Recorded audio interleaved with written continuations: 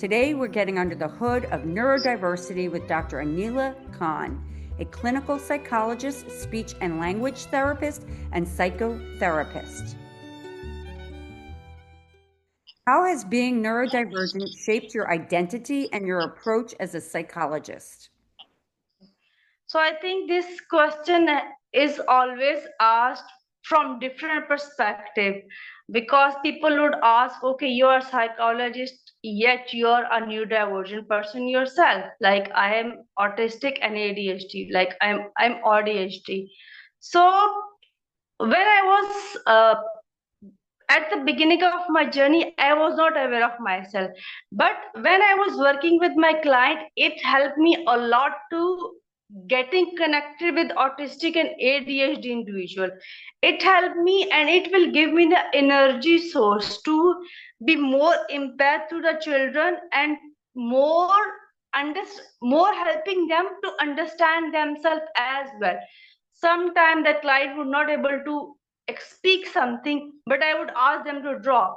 And also it helped me because being a neurodivergent person is about masking. So masking is something that you have to adapt a role. And by adapting that role, I mean that there are certain things which you need to follow as a therapist. You need to be objective, you need to be present at that state, yet you need to be empath. Also, you also have to have the understanding that when you have to bring the client to the confrontation, but being empath as well.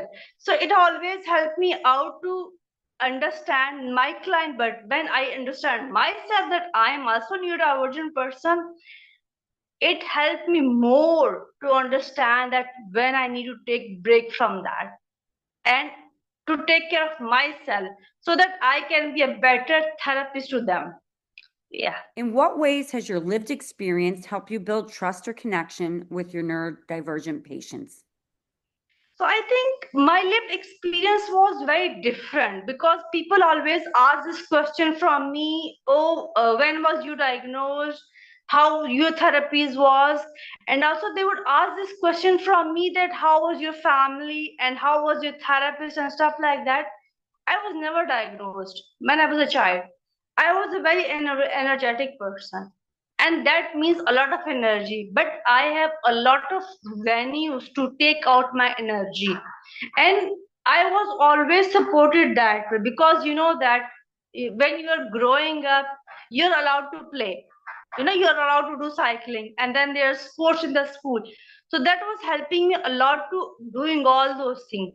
But when it comes to understanding myself, when it comes to shaping my own identity or understanding myself or understanding the lived experience, one day I was just thinking about how I was always able to understand neurodivergent people, and then yet it gave me understanding the idea that the the point where you start feeling that you're different from other people, you're not like them, but you're still human being, you're still smart, you're still very hardworking, you're still able to achieve a lot of things, and you're still able to do a lot of hard work, and you don't give up on anything.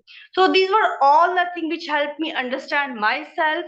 And I always thought about one thing, and there was always a goal in my mind. I was always goal oriented. I always wanted to achieve. But at that time when I was growing up, I think there was aggression involved in that. There was this thing, okay, if people are not, I don't understand that how to become friend. What if I do a good achievement? What if I score good grade? What if I score something good in cycling? They will be my friend. Okay, they were becoming my friend. Okay, I was genius, I was good in study. They would come and help me. Sometimes I would do and I would go to extra length to help them out, to be a part of that group. And that was very exhausting for me. But even then, somehow I felt that maybe this is the only way that I can connect with them. But later on, when I was growing up and I get the idea that okay, I am also somebody and I also need help, let's say. So I I reach out to people.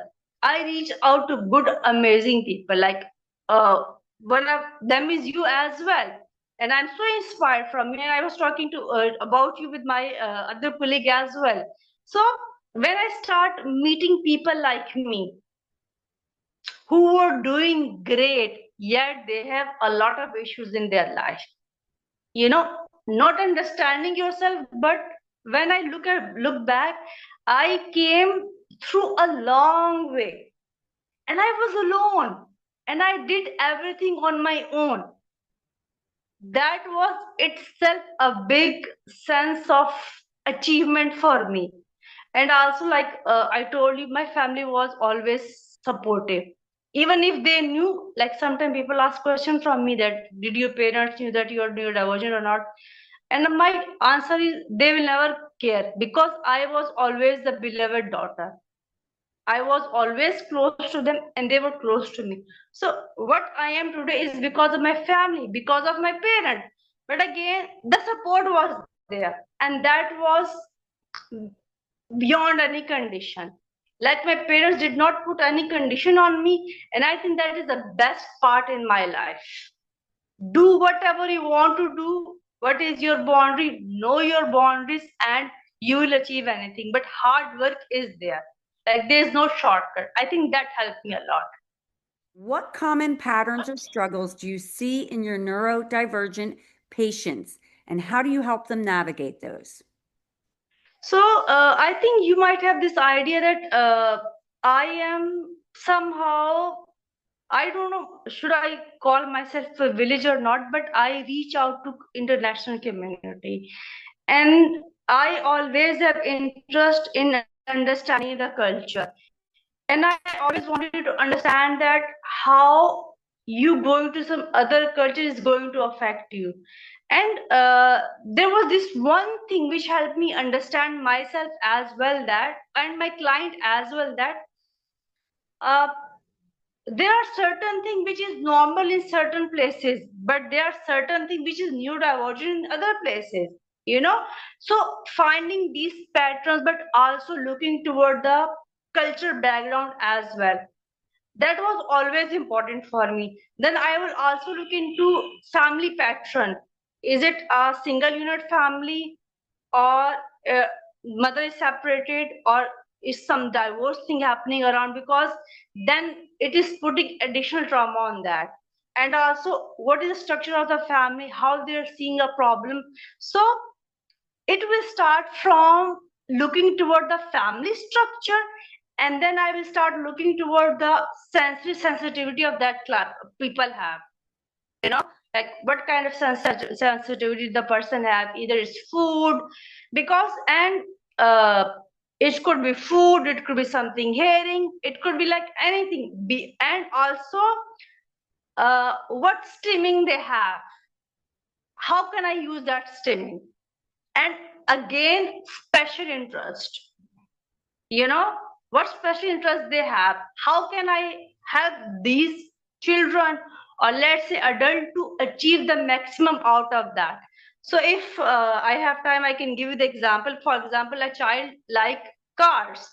So by using car, I can teach him anything, that include color, that include movement, that include giving them the idea of action words, like it is moving, it is coming, it's forward, and you can count them, and you can place it anywhere, and you can move from that. So I will always look into special interest, hyper focus, and how I'm going to do those things. Then there's something into that also. Either the child is musical or the child is mathematical. The child will go toward art or something else. So I will always try my best to understand that, even if it's a child or adult, if adult, can that person write, If not right, can the person illustrate? Because sometimes it's not, when you talk about autism, it's not about language delay, let's say. Sometimes it's about communication, socialization, building connection. So if something is achieved, it's not necessary that other thing will be achieved as well. So cultural understanding is very important for me. Background is very important for me. Gender is important because boys and girls are different, and then patterns that they are following something, and how I can use those things as my leverage to save my time. Because at the end of the day, we have to be result oriented, because parents want result, so as the child. So if I want to achieve something in small time, I need to use what they have already, and that helps me a lot always. How do you personally manage environments that may not be designed with neurodivergent minds in mind? So uh, there are two things into this question. One is directed toward me, and other is directed toward the people that I am working with. And there was always one thing which I will always keep in my mind. There would be some certain environment where I was not comfortable, and I felt that if I'm not comfortable, I am not able to deliver to the child. And there were incidents when I was not okay, or maybe I got a little bit something extra, I had to do something extra, or I did something wrong, and I was guilty about that, and I will feel bad about that, and it will affect my client.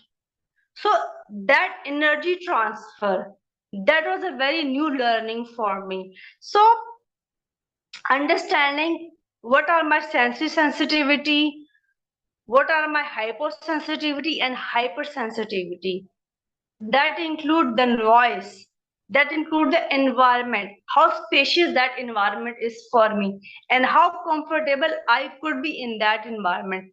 Either I can sit on the floor, if I'm working with children, because I prefer to sit on the floor, I don't want myself to present a bigger picture in front of the kids, because the kids are already struggling with sometimes giving eye contact.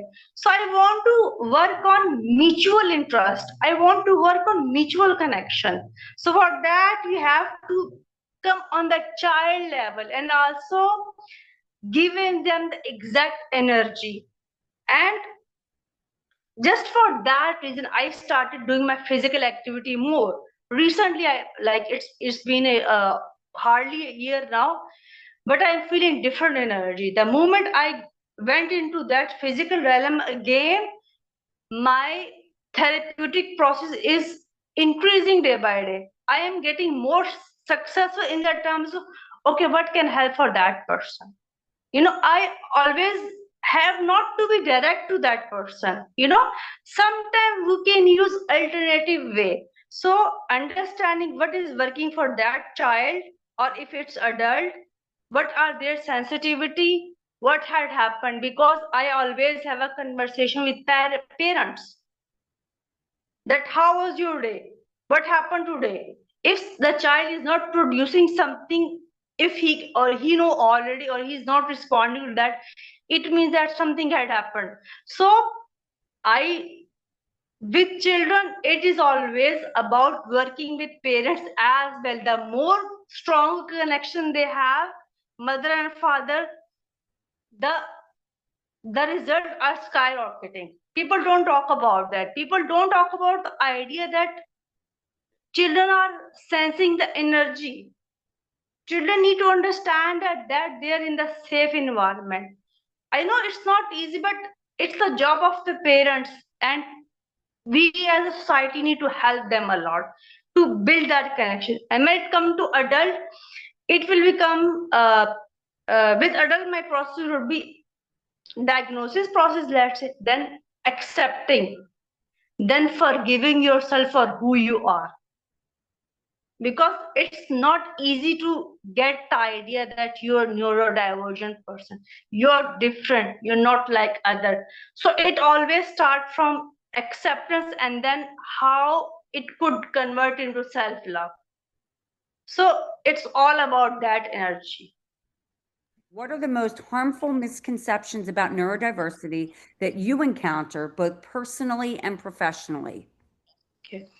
When I started my uh, career early, there will be always one thing that was attached to autism, and that was screen autism. That children are getting uh, or they get autism from screen. Like they're in the screen all the time. Their mother are using mobile phone, or they just give them the mobile phone, and that is the cause of autism. That was one misconception.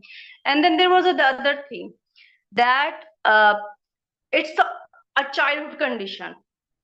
There was a second misconception that like it die after 18, it does not go anywhere. And the other third thing was in that was uh, only boy have autism. And the fourth thing was that uh, it's it's only about language delay. If the child is has language or able to have the language, uh, the child is not autistic, let's say. But if the child have language and he's doing other thing, that he might be ADHD or something else, or maybe a hyperactive kid, let's say. And there was another thing as well, giving parents the understanding that there's a difference between functional language and educational language. Like functional language, I need this, I want this. Education, like if I will take the history from the parents, they would say my child know all the colors name, they know so many rhymes, they know all the numbers, ABC, like alphabet, phonics, everything. They just don't say mama or baba, let's say. So giving them the idea that there's a difference between uh, functional language and academic language, and also why children are in the liking of certain things, why they have certain type of stimming. Because and people would like clearly say, don't allow them streaming, don't allow them streaming. They cannot bang, like they cannot flip their hand, or they cannot do this.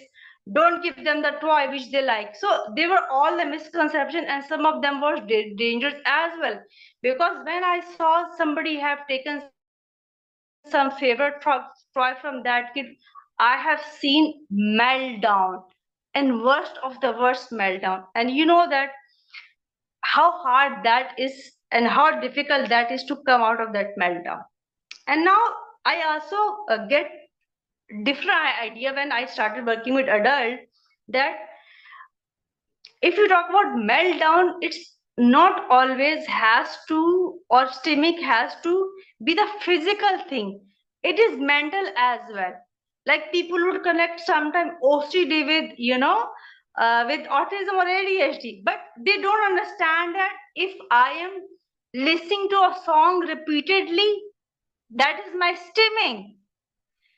It is giving me the predictability, and when it is predictability, it is going to help me ease my anxiety.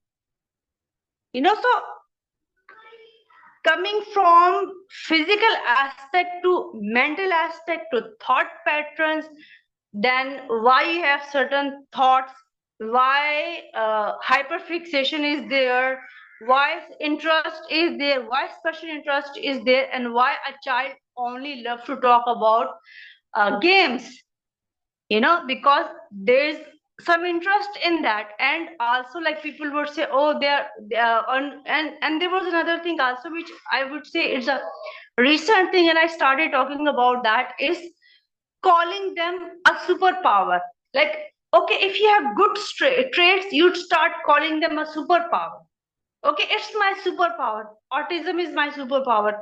ADHD is my superpower. Then there are days when I'm down, but there are days when I have shut down. If it's not meltdown, if it's shut down, or it could be any other cycle as well. It could be freeze, or it could be fawn response. So embracing every single bit of autism and ADHD. That is very important. We cannot call it positive or negative, because if something is working for me, it's not necessarily working for you. It there's always different, because we talk about culture as well. And also, uh, when I came into world of advocacy, like why I was learning about the culture, I get the idea when somebody self advocate, if it's a parent advocate, all let's experience are important, but it is not mine and your story, it is their story. So it will always not work for me, and that is a very important understanding to have. Because if you have you don't have gluten energy and I have gluten energy, but I'm gonna do that.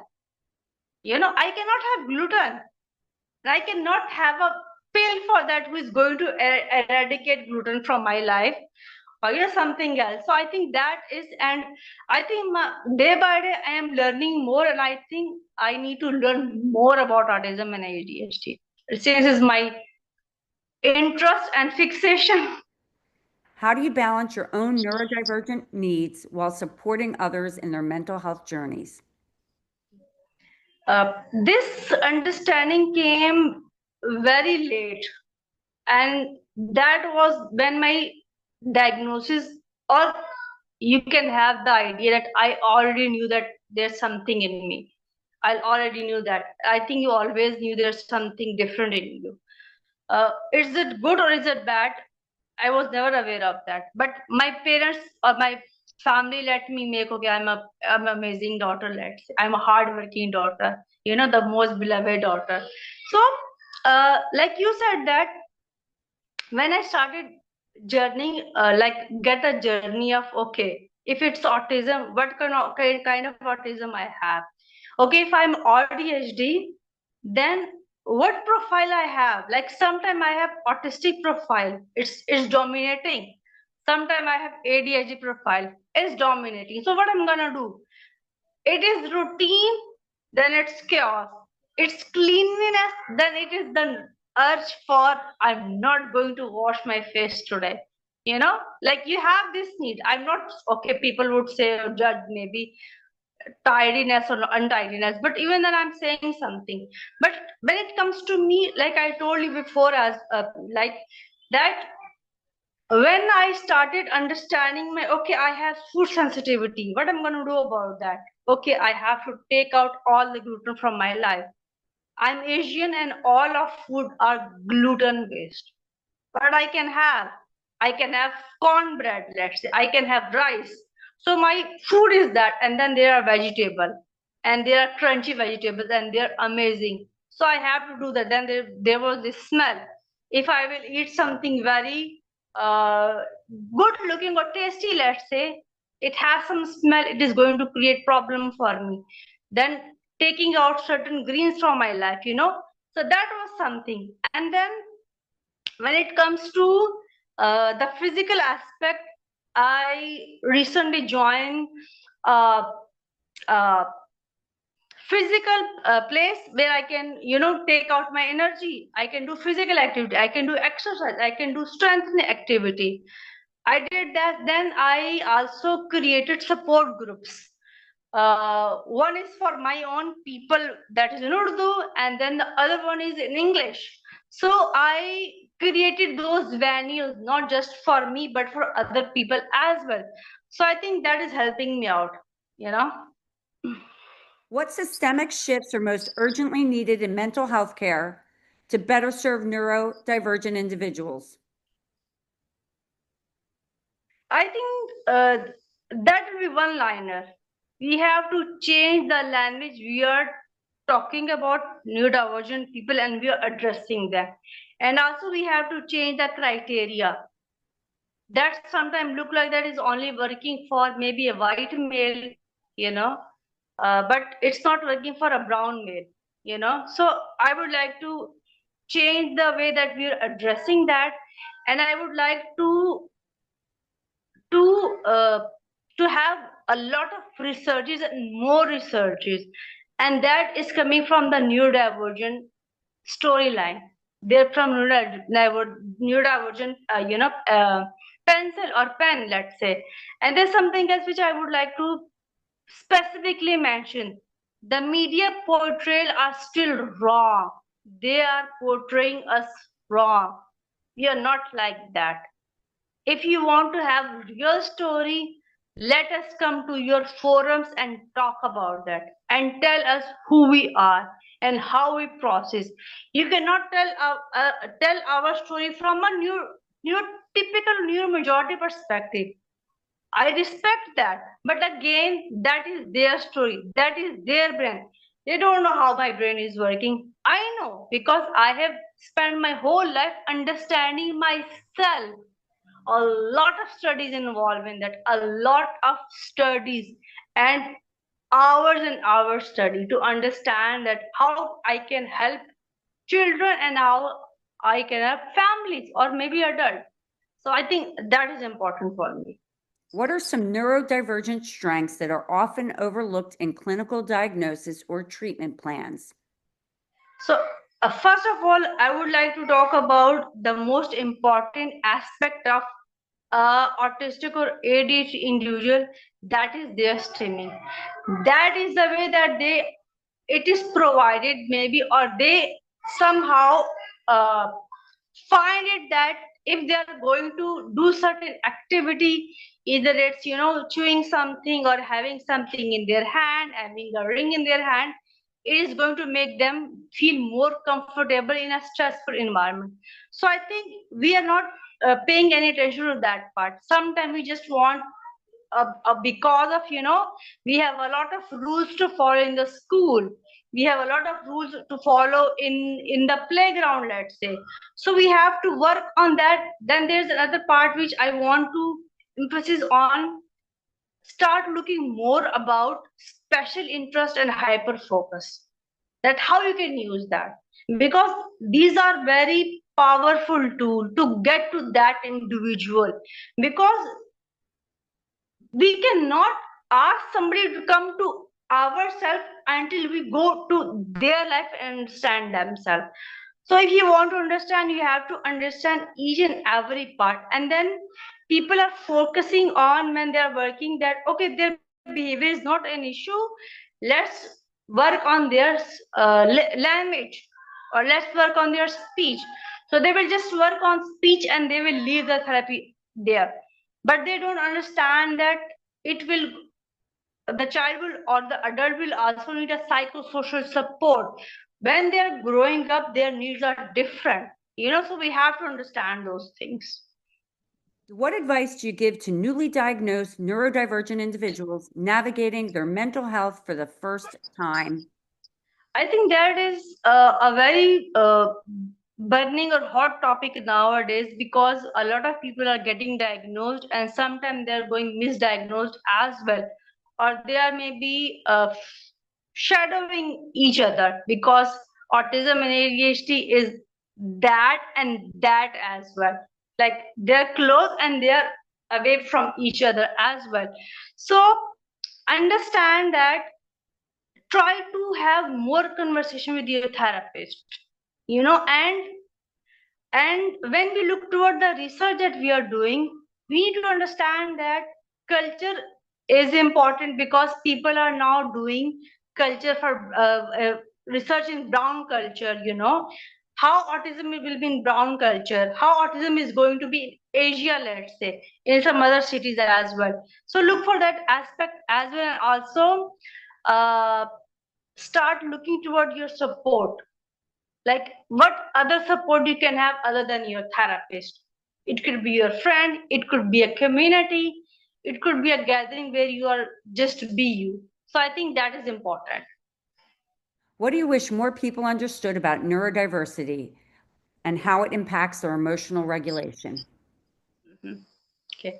So when I started my work, there was this one thing that would come, for autistic people, that they don't have emotion, that they are impact, they have this blank face, and that would hurt me a lot. But again, I have to be a perfect therapist, not a perfect, but a therapist, and I have to not feel for them, because somehow this is like let's written over there.